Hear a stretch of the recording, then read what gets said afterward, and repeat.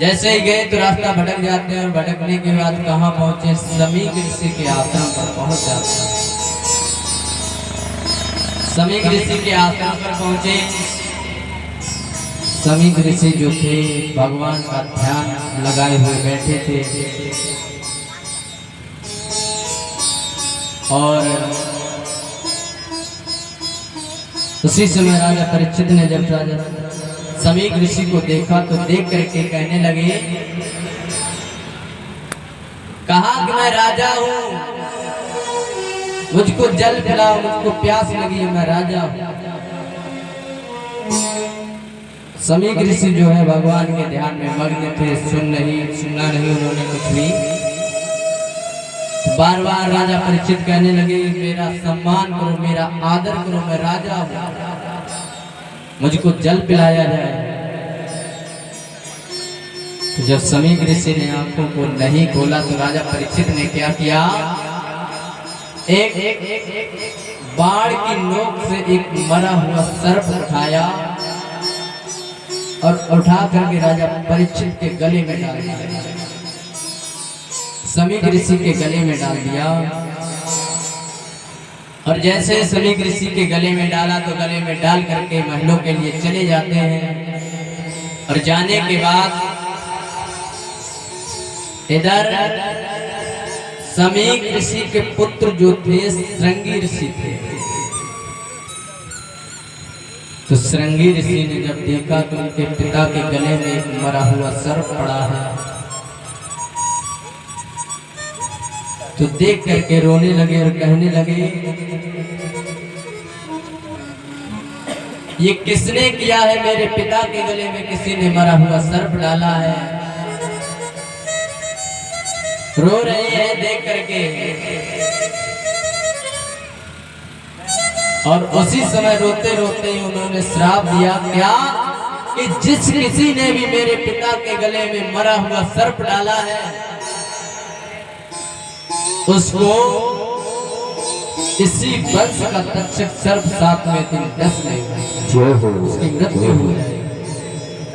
और जैसे इतने शब्द सुने समीक ऋषि ने तुरंत आंखों को खोला और आंखें खोल करके कहने लगे, पुत्र तुमने ये क्या किया है, तुमने राजा परीक्षित जैसे राजा को श्राप दे दिया,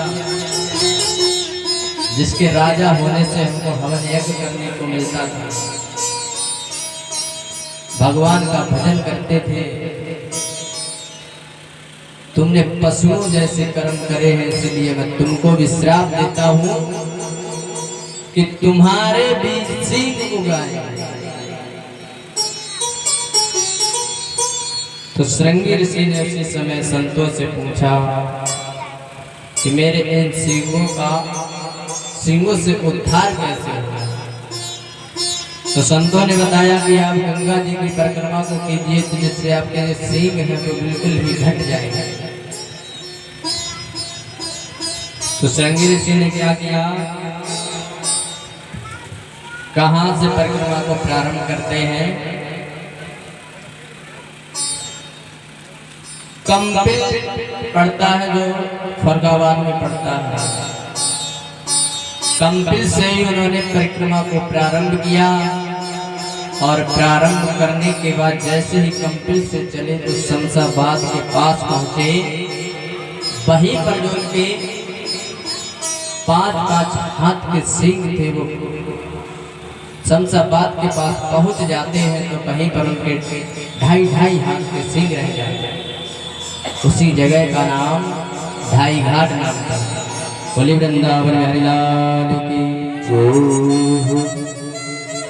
उसके बाद जब और आगे बढ़े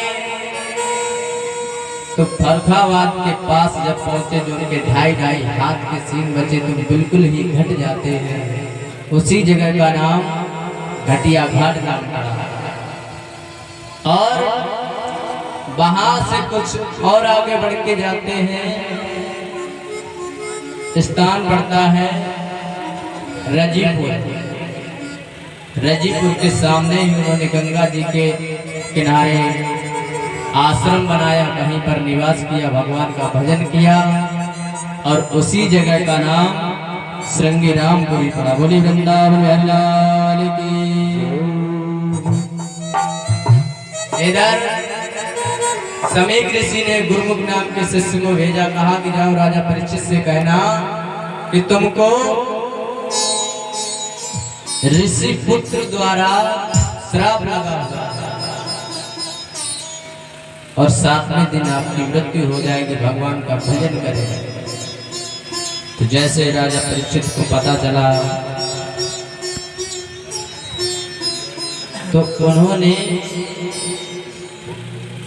सारा राजपाट त्याग करके गंगा नदी के तट पर पहुंच जाते हैं। अपने पुत्र जलमेंद्र का राज तिलक किया, सारा राजपाट त्याग दिया। कहां पर पहुंचे? सभी 88 ऋषि एकत्रित हैं, समझा रहे हैं, राजा परीक्षित से कह रहे हैं कि हे राजन, तुम्हारे लिए तो 7 दिन बहुत है। ऐसे ऐसे भगवान के भक्त हुए जिन्होंने क्षण भर में अपना उद्धार किया है।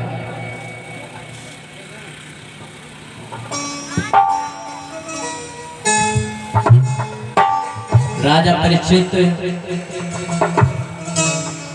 दुखी होकर के कहने लगे कि मैंने जो पाप किया है, मुझसे बहुत बड़ा पाप हुआ है। मैंने संत के गले में मरा हुआ सर्प डाल दिया। कहने लगे इससे अच्छा तो मेरी अभी मौत हो जाती, जब पाप किया उसी समय मौत हो जाती। मैंने समीक ऋषि जैसे संत का अपमान किया है। गंगा नदी के तट पर पहुंच जाते हैं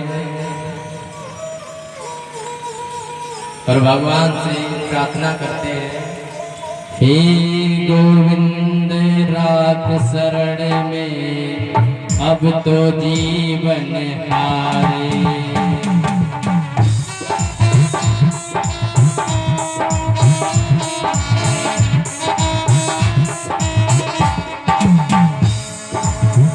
हे गोविंद राख शरण में अब तो जीवन हारे।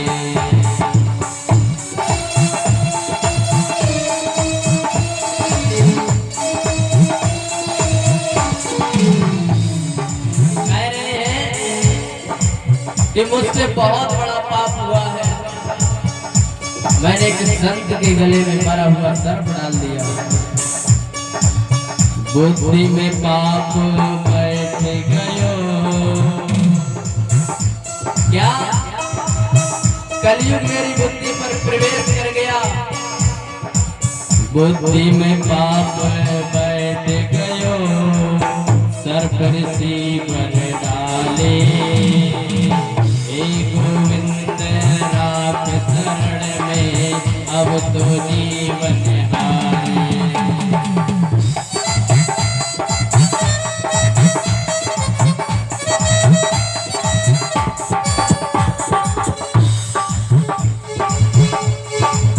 हे गोविंद राख शरण में अब तो जीवन हारे।